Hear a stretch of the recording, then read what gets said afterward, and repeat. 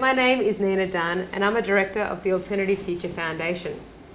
As part of Sydney Alternatives Investment Week, I'm joined today by Tom Crainfield to discuss Zagga's investment strategy. Private credit has grown rapidly in recent years. How do you see it reshaping the funding landscape in Australia? Yeah, private credit has had strong growth across the last decade. I think that the landscape has changed when the regulatory changes came in for the banks, and that's allowed the evolution of the space. So in our language, we talk about filling the gap. Filling the gap for us is representative in the real estate space. We're active in real estate for middle market. So developers, we're providing capital to them for the delivery of projects. When we look at that landscape, which according to the latest research from Alvarez and Marcel, we're seeing private credit represent 18% of the commercial real estate debt space. We look at the long-term outlook for the country and we see the population growth, we see the economic growth, and when we look at the financial markets, we can see that in the US and the UK, private credit represents north of 50% and 35% of the marketplace. So as the housing crisis, as it relates to what our role in the marketplace is, continues to be the community needs, the commercial assets, industrial assets, all of the build out of infrastructure that needs to happen, we see that the continued pools of diverse capital from sovereign wealth funds, institutional funds, superannuation funds, family offices, high net wealths, will see the marketplace continue to be a growing and sustainable part of the market, and we expect that our business will enjoy that same growth as it has for the last decade. We think the total marketplace can grow to more than 30% of the commercial real estate debt market, and we intend to be a meaningful part of that space. Yeah, well, it certainly is growing, isn't it? So Zagga often talks about private credit being a space where collaboration can thrive. What does this actually mean in practice for you and your borrowers?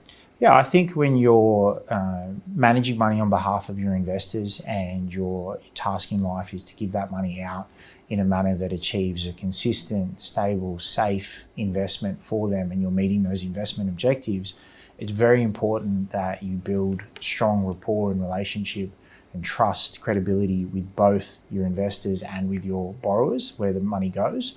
So for us, we understand that adding value to relationships is extremely important. We understand that identifying and appropriately pricing and managing counterparty risk and asset risk is our expertise, and it's what we need to bring to the table.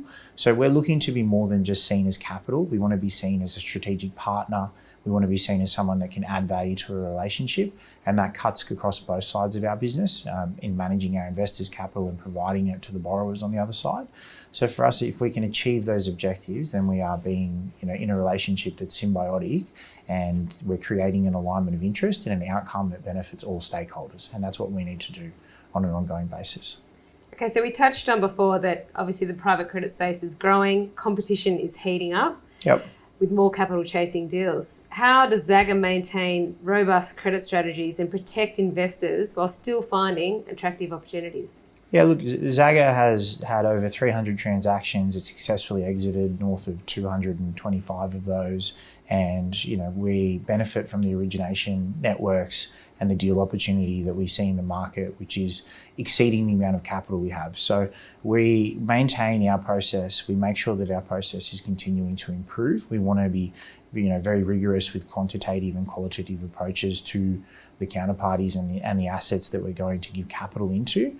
But I think most important is maintaining your discipline, maintaining what has stood you in good stead, and looking to continually improve that. But for us, we think we can achieve those key components, and we can still see more opportunity than what we have capital to invest.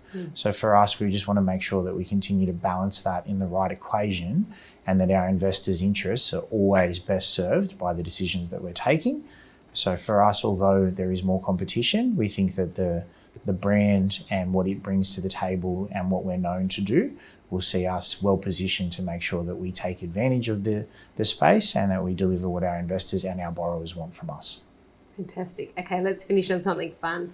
If Zagga's lending style were a movie, which one would it be and why? Yeah, good question.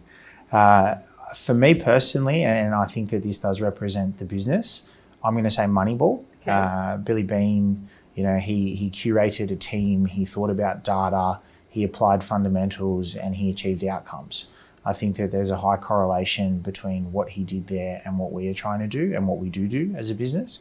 If we are able to build a really good culture, a strong team, have advocacy out into the marketplace on all sides, and use that to achieve outcomes that are what our investors want from us and what our borrowers expect from us on a solutions basis, then I think that that's a really good representation between them and us. So I'm going with Moneyball. Oh, good pick, like the movie.